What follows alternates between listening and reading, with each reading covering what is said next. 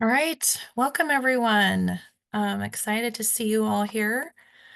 Our next session is the next frontier in open access, transforming library workflows, given by Maureen Walsh, the scholarly strategist at the Ohio State University Libraries.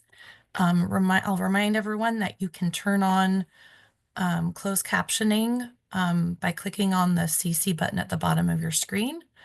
I'll hand it over to Maureen. Thank you. Hello, and welcome to the next frontier in open access, transforming library workflows. Thank you for joining. New open access business models have outpaced the development of efficient and effective open access workflows in libraries. Beyond the financial commitment of open access agreements, libraries are absorbing significant staff costs to manage open access workflows. This session will provide a perspective on the challenges of library support for open access publishing agreements and explore what steps we might take together to operationalize open access business processes. I'm Maureen Walsh, Associate Professor and Scholarly Sharing Strategist for the Ohio State University Libraries. I will begin the session with an overview of the Ohio State University Library's work in the transforming scholarly publishing space. I will then discuss challenges and pain points with library open access business processes and venture into potential steps toward more sustainable and scalable open access workflows. And we will wrap up the session with a few audience polls to gather your perspectives, and we will also have time for any questions you might have.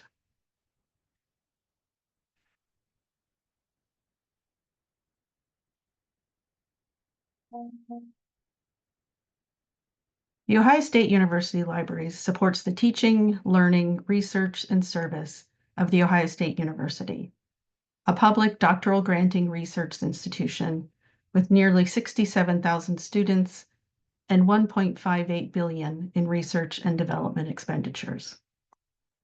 As a land-grant institution, Ohio State is dedicated to creating and discovering knowledge to improve the well-being of our local, state, regional, national, and global communities.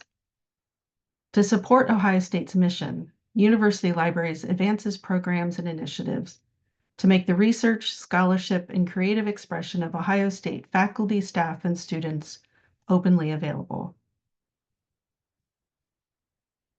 The Ohio State University Libraries has supported open access for more than 2 decades. Our support has included managing Ohio State's institutional repository, now in its 23rd year, serving in governance roles for community-supported open scholarly infrastructure, and publishing and hosting Diamond Open Access journals. University Libraries manages a materials budget with expenditures over $18 million. For the past 6 years, we have prioritized redirecting library collections funds from paywalled subscription models to models that expand avenues of open access, extend read access, and support authors' rights. At the foundation of our work is making the research and scholarship of Ohio State's faculty, staff, and students openly available, while continuing strong stewardship of Ohio State's financial resources. Our strategic investments in open access follow multiple pathways and leverage our own university libraries programs and services in collective action with our consortial partners, OhioLink and the Big Ten Academic Alliance, and our campus partners, including the Health Sciences Library. We support open scholarly infrastructure, open scholarly monographs, no author fee Diamond Open Access, no author fee subscribe to open models for journals, and transformative and transitional agreements with journal publishers that waive open access fees for Ohio State authors.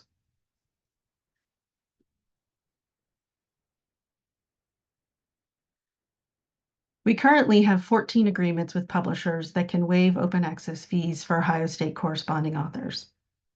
Each agreement is bespoke and has its own open access funding workflow built on 6 different publisher dashboards and 3 offline publisher data reports. As university libraries funds around 1,500 open access articles per year via these agreements, the manual labor of boutique agreements is not sustainable.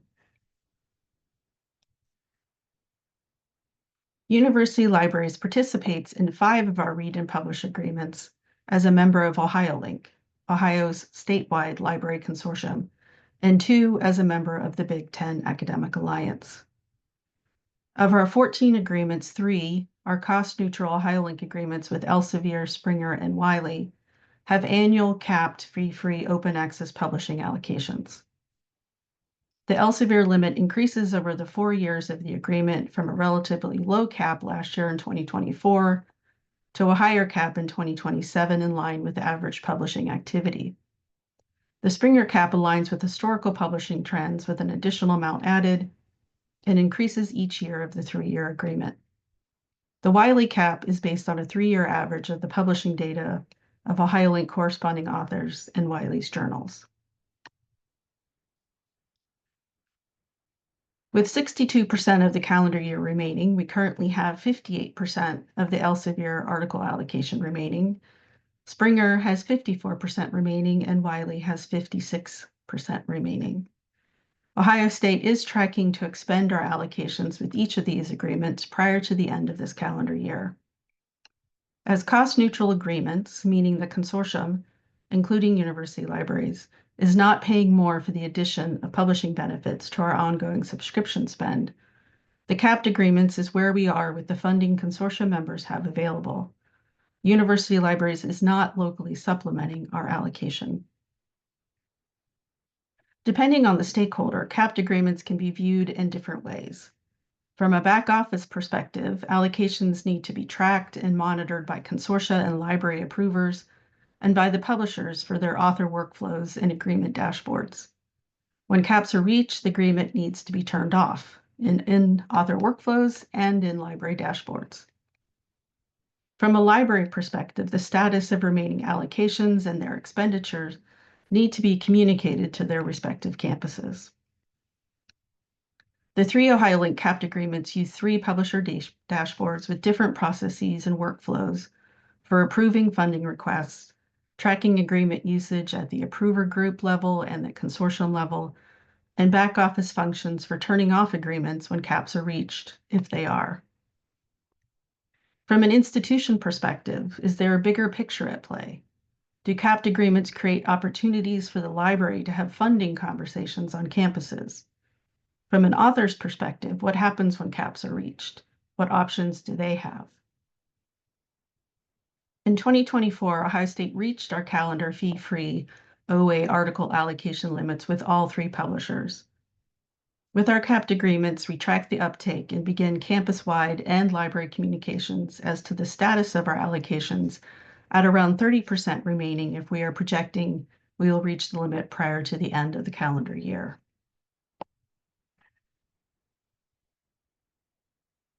Since our first Read and Publish agreement with Taylor and Francis in mid-2020, our agreements have funded more than 3,200 open access articles, and more than $11 million in open access fees have been waived for Ohio State corresponding authors.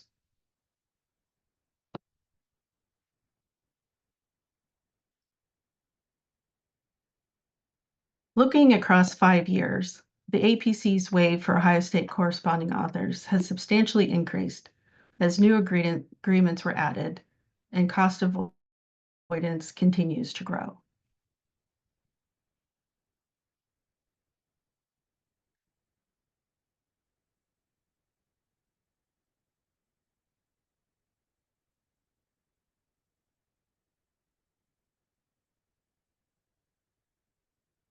As university libraries expands our open access portfolio, our goal is to move beyond the pilot phases and experimentation of our first open access transformative and transitional publishing agreements and operationalize open access support by stewarding resources and advancing innovations to harness a future where open access is a norm for library functions. As we work toward the sustainability and scalability of open access support with routinized workflows and standardized processes, we also aim to balance models that directly support our own authors and researchers with programs and initiatives that move beyond article publishing charges or APCs and book publishing charges or BPCs. In addition to our read and publish and pure publish journal agreements, another highlight of our work in this space is our Ohio State Open Access Monograph Fund for faculty publishing open access scholarly monographs with university presses. We were a participating funding institution with the 5-year tome pilot and provided 16 open access subventions for Ohio State faculty-authored humanities and humanistic social sciences scholarly monographs published by participating university presses. After the tome pilot ended, we continued a tome-like program on campus for faculty in any discipline. These are covers of the monographs published OA to date with our tome or post-tome programs.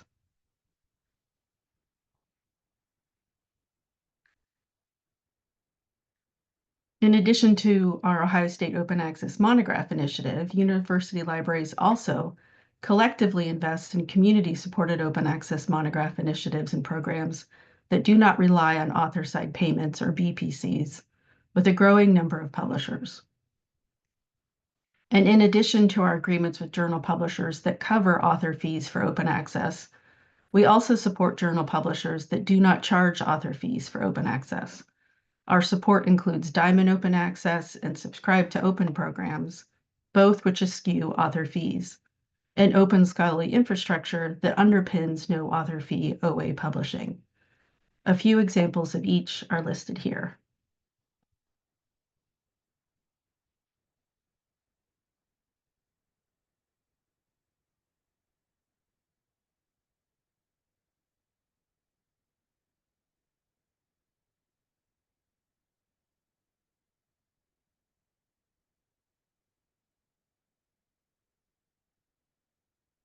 Looking at the examples on the previous slides, it is a cornucopia of different open access business models and represents seemingly endless variations on a theme.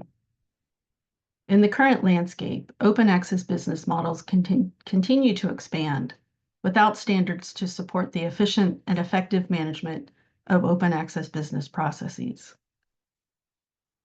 Library support for open access, whether driven by open principles, mandates, or policies, is often reliant on fragmented infrastructure and practices. Libraries develop manual workflows that stitch together publisher and vendor dashboards, manual reporting mechanisms, and their own institutional systems. The institutional cost of open access is not just limited to covering APCs or financially supporting fee-free open access publishing. It is also a labor cost. In many libraries, supporting open access is newer work that is covered by existing staff without additional resources to support the ever-increasing workload. I am currently a member of the NISO Open Access Business Processes Working Group that is developing a NISO recommended practice on operationalizing OA business processes. One area where I commiserate with the other working group members from libraries is around the pain points we collectively experience in our support of open access. From my perspective, the bespoke or boutique nature of open access publishing agreements and the inconsistent quality of data exchange that supports them is not only difficult to wrangle from a back-of-the-house library perspective, but is also difficult for our campus authors to wrap their heads around. Current library open access workflows are manual labor heavy. While libraries have supported open access for more than 2 decades, we are still grappling with inefficient management of open access and the workflow refinements that could mitigate the challenges of open access administration. Libraries are experiencing pain points around absorbing the ongoing and increasing OA work into our normal practice, while the processes are not yet routinized across our agreements.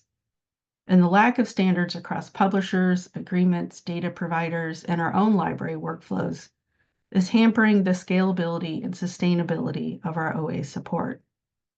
There are pain points for libraries throughout the life cycle of open access business processes for open access publishing agreements.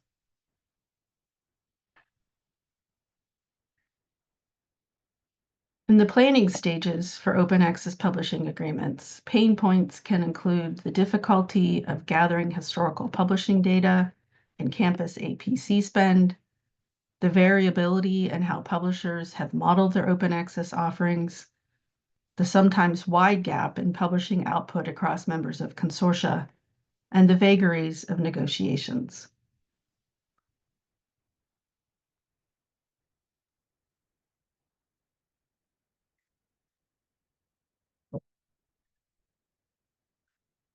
Supporting authors can sometimes feel a Herculean task. In the author planning stages, not having a definitive source for all titles covered by campus agreements is a big challenge. What journals are included in what subjects, what journals are excluded, tracking swaps, flips from subscription to OA, takeovers, etc. Effectively communicating to authors eligibility criteria that varies between agreements and sometimes within agreements as well is a ubiquitous pain point. Publishers can also be less than transparent with their author publishing agreements. Supporting authors in their planning in relation to capped agreements and expiring agreements that may or may not be renewed can be a walk across the tightrope, a difficult situation to navigate.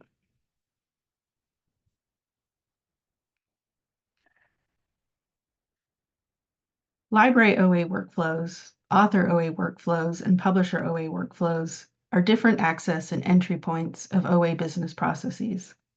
Libraries don't see the author workflow, but may have screenshots, however outdated, of the OA publishing steps and templates of email communications with authors. And to a greater extreme, libraries' workflows are black boxes for authors. Libraries must tailor their campus communications to each publisher's agreement and workflows and eligibility criteria. How data is shared and what metadata is shared is dependent on the publisher and the agreement.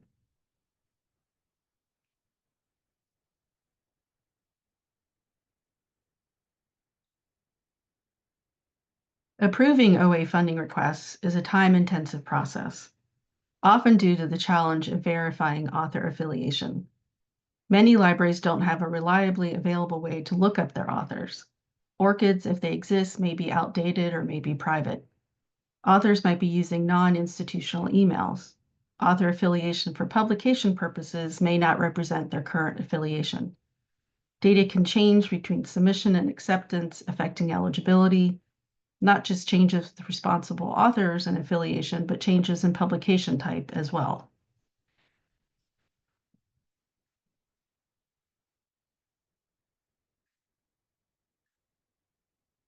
Do you renew an open access publishing agreement? Do you add new ones?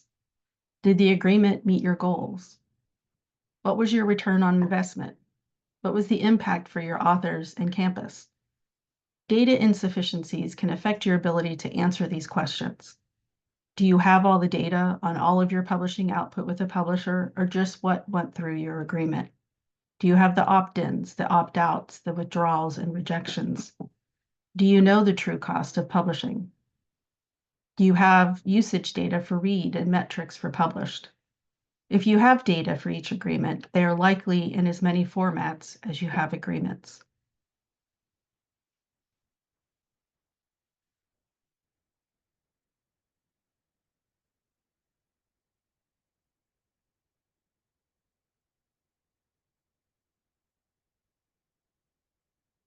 The challenges in open access business processes are not unique across disparate stakeholders.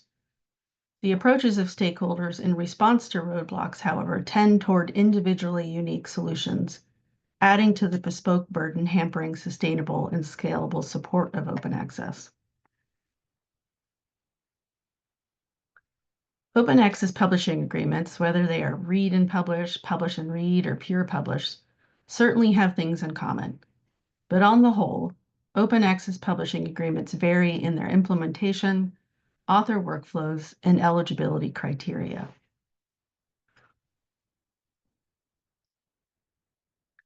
Just looking across our 14 current agreements, we have a lot of variability that we need to ourselves understand and also be able to explain to our campus authors.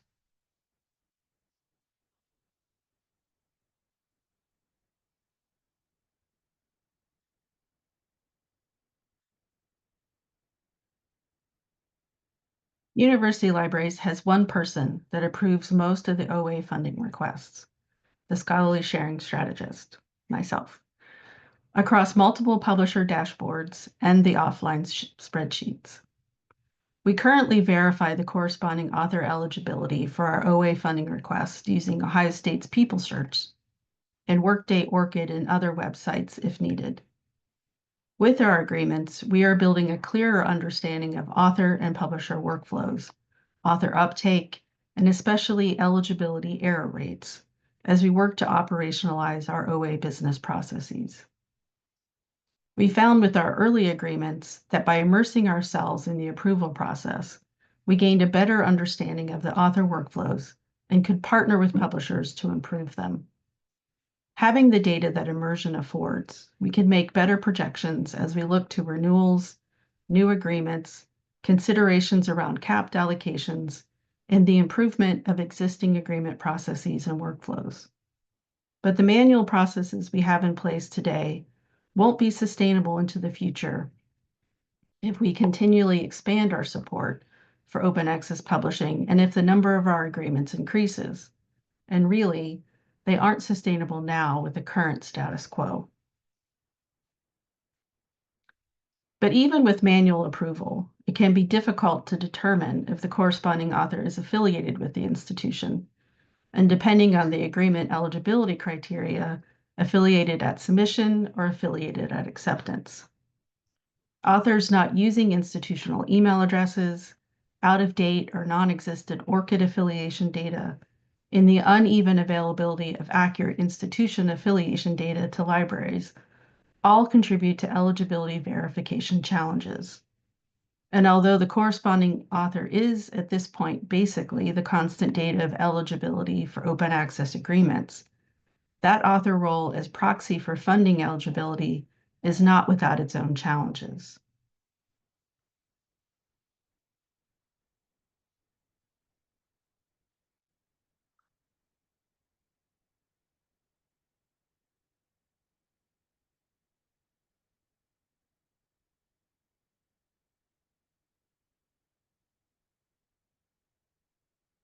We have used what we have learned since we started negotiating our first Read and Publish agreement in 2019 to renew Read and Publish and Pure Publish agreements both at the institutional and consortial level, to add new agreements, to walk away from potential agreements, and to work with publishers to improve dashboards and author and library workflows. This slide is an attempt at visualizing some of the things we think about when considering agreements.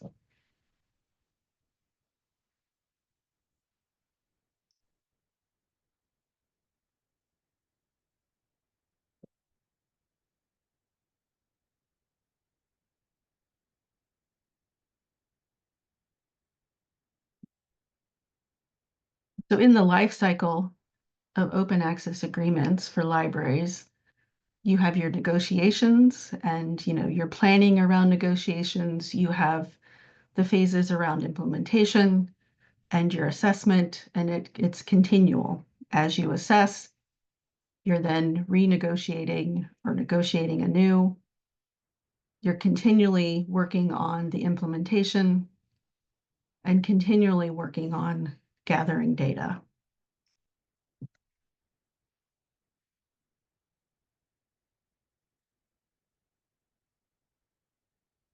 For the Ohio State University Libraries, in 2019, we approached the new work of exploring and piloting transformative and transitional agreements and the prioritized expansion of support for open access programs and infrastructure as part of the Transforming the Scholarly Publishing Economy strategic initiative, co-led by me, the Scholarly Sharing Strategist, and the Collection Strategist, with the support of the Electronic Resources Officer.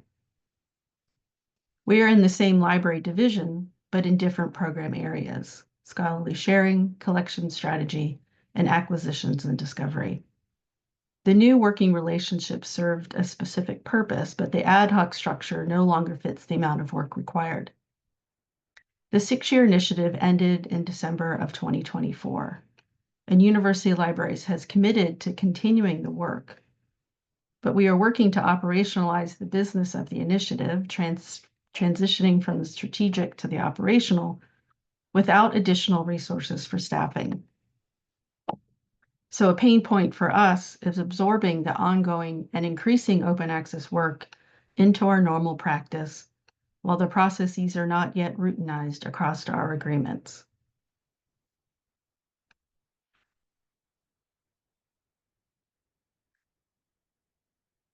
We certainly have our pain points, but do we have ideas percolating for collective solutions? Are there low-hanging fruits in parts of OA workflows that we could collectively tackle? Are we creating opportunities to collaborate? And are we taking advantage of opportunities to standardize? What steps can library stakeholders from diverse institutions and library types and geography take together to operationalize open access business processes in a coordinated move away from individualized, manual labor-heavy legacy workflows that many are still mired in a subscription world? How might we bring together different perspectives and ideas toward creating and supporting standards that will allow small, mid-sized, and large institutions to support open access initiatives and programs in a sustainable and scalable way?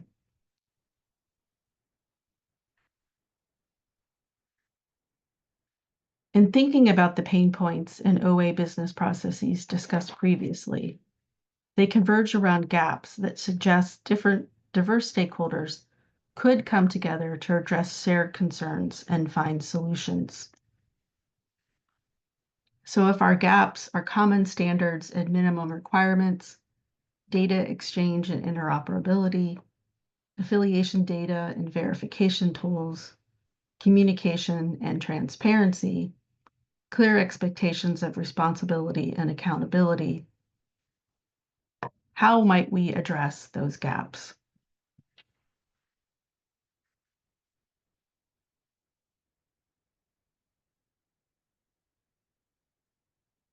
Considering the gaps, a step forward would include defined criteria, consistent and accurate metadata, and data sharing standards. To actuate those might be agreement terms, use of persistent identifiers, and a shared schema. But how do we all work together toward a shared purpose?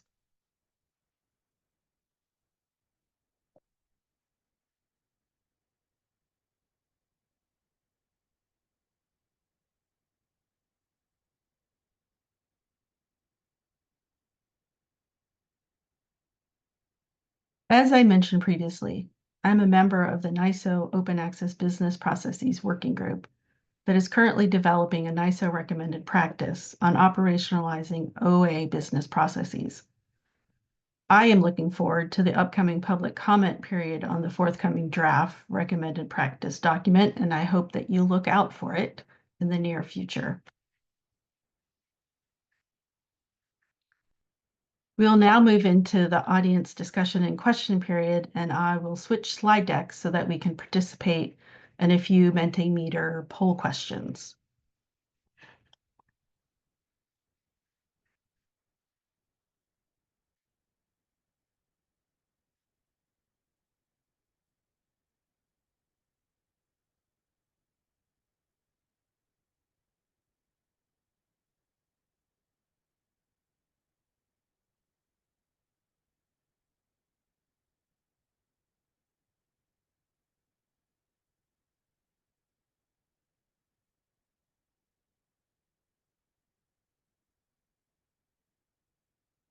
So to join, if you go to menti.com and use the code 86725725, or use the QR code.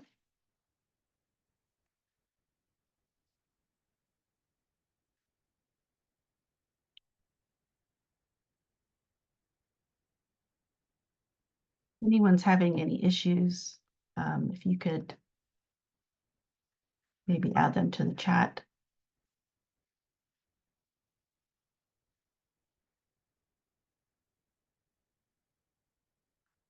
Okay, for the first poll question, I'd like for you to select the area that best represents you as a stakeholder in OA workflows. Once you select, make sure you hit submit.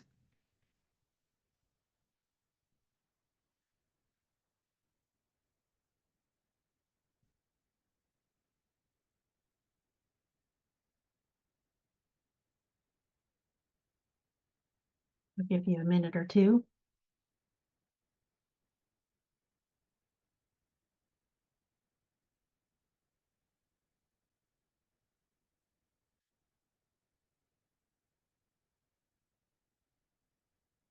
Look the chat just to make sure.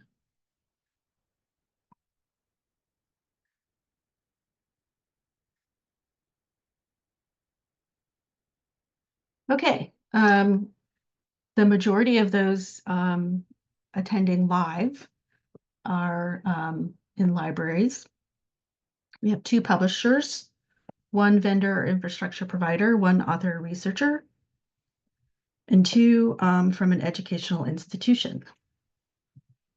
I had guessed maybe library might be the majority, and it looks like that's where we are.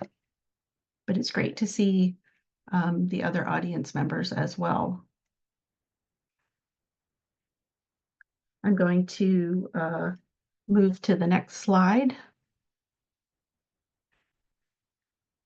So, in thinking about OA business processes from where you are, what is your biggest pain point? After you fill it in, click submit. You can submit more than one if you would like.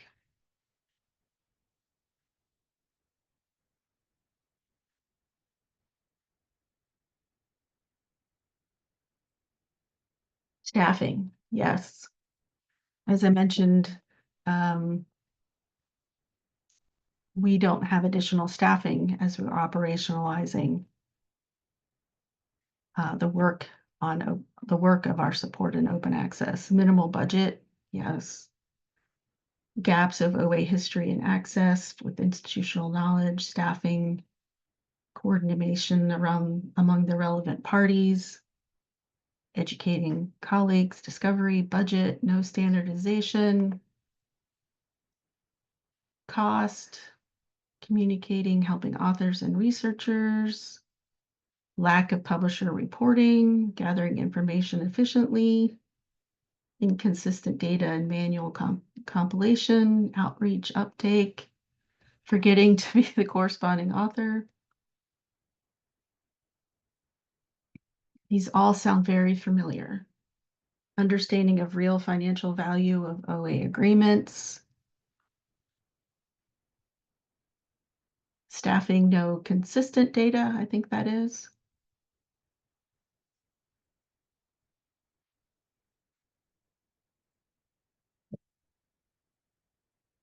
It sounds like we're all grappling with pain points that are familiar to me for sure, and sounds like we're all we're all in the same boat, pretty much.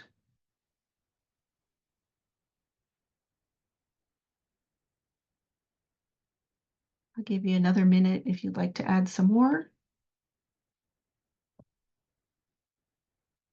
I don't want to rush people.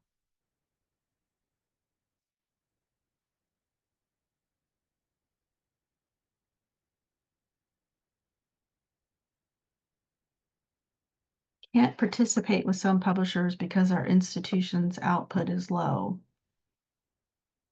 Yeah, it's a challenge, I think, in across the entire spectrum, where you are. I think there's challenges for all of us, regardless of the size of our institutions. But I think can be particularly challenged with institutions with a lower publishing output, for sure.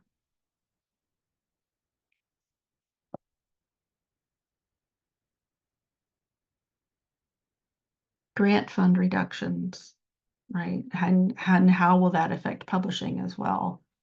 If you have less research being funded, does that mean less publishing output?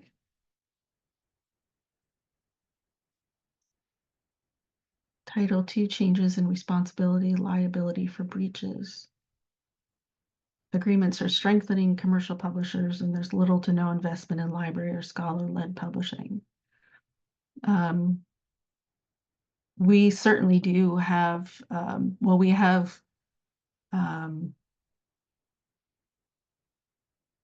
we do have agreements with some of the larger commercial publishers, but we have more agreements with nonprofit publishers and scholarly societies. So if we look across the number of agreements, we do have more with scholarly societies and nonprofit publishers. And one of the reasons why we focus on supporting outside of our read and publish agreements is to support scholarly societies, scholar-led open access monograph initiatives, scholarly societies, and university presses for sure. So we're trying, but if you look at the dollar amounts, it is skewed towards the larger commercial publishers. Assessing OA monographs, yes. If you're talking about metrics, it is difficult. They're available on so many different platforms. It's really difficult to get a good sense of usage of, if that's what you're referring to, with all of the different platforms that they're on. Society publishers that disavow OA.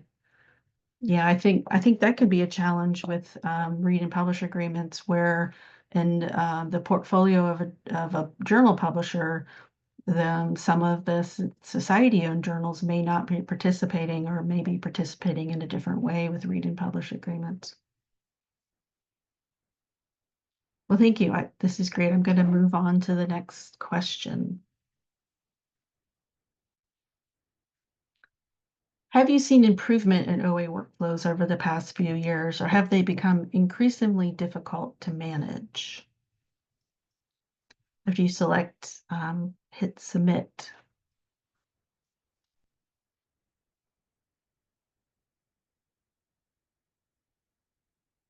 So we have remained about the same. We have the majority so far is they're getting more difficult. We have 2 that are improving.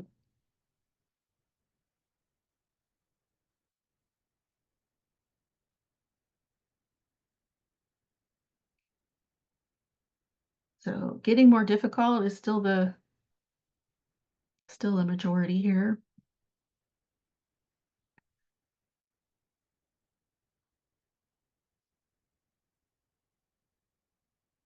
Okay, another 30 seconds. You haven't had a chance. You could submit that now.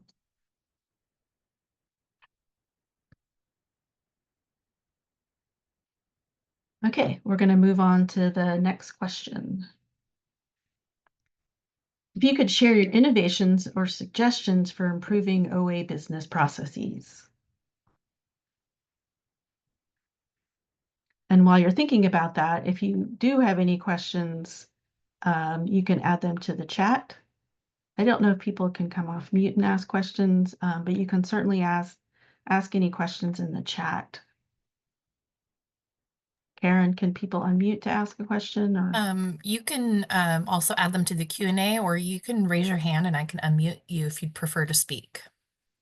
okay, so while you're thinking about your suggestions for improving OA business processes in the Mentimeter, if you do have any questions for me or for the other attendees, please feel free to ask.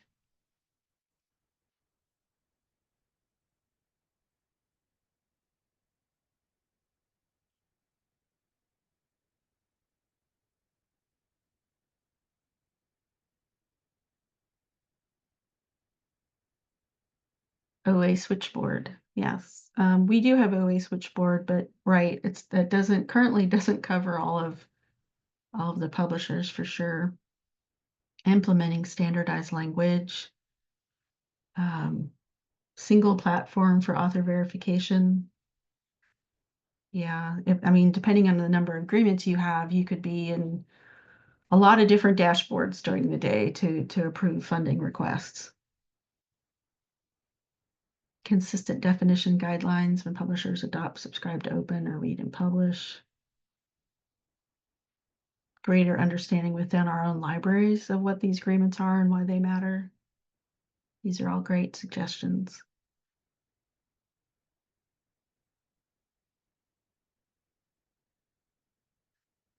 And if you have any questions, I know we have 5 minutes left.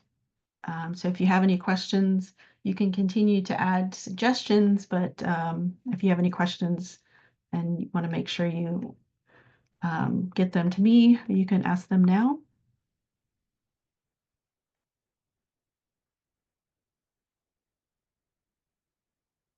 Or comments, it doesn't have to be a question.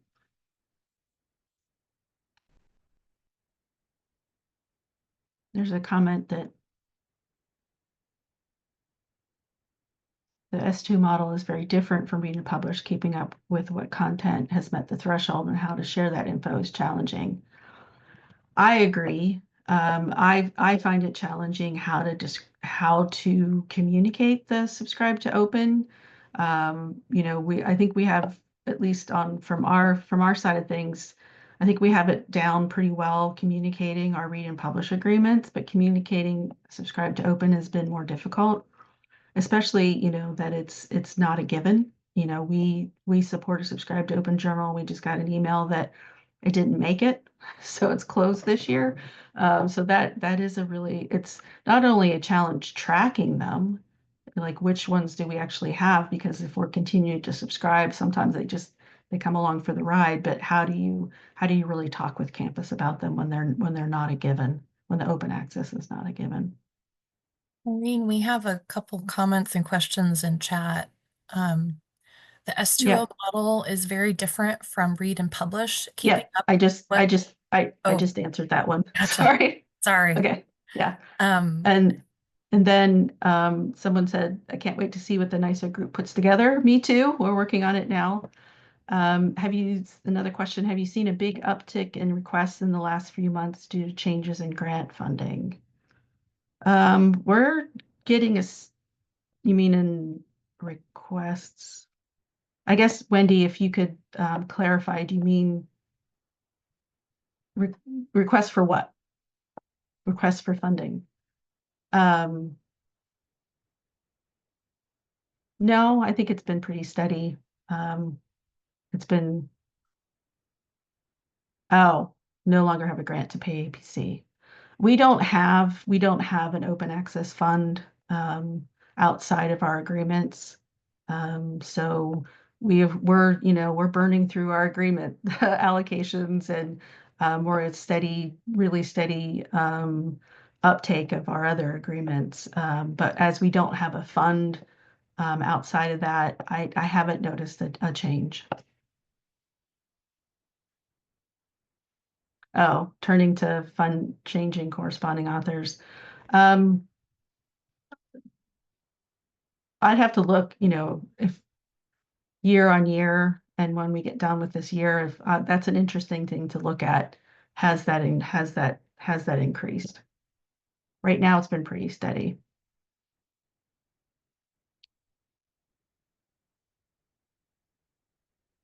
Around this subscribe to open, how we track these in our order records or elsewhere, what data will we need to share with ARL consortia state for statistics? Yeah, subscribe to open is one of those models where on the library side, it's a real challenge to know how to track them and to how to communicate them, for sure.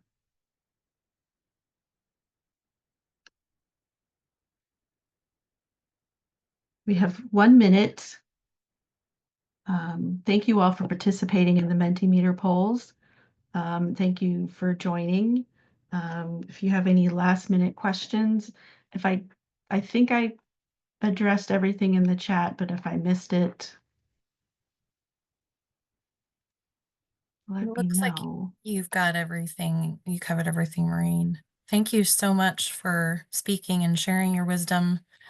And I'm also excited to see what the NISO working group comes up with, because I think um, we will all benefit. Um, Stop yeah. sharing. So thanks everyone for coming. We now have a 15-minute break before the final session of the day, which is the NASIG awardees presentation in 15 minutes. And I believe that's in Zoom channel 1. So thanks, everyone. I'll see you in a bit. Thanks, Maureen. Thank you.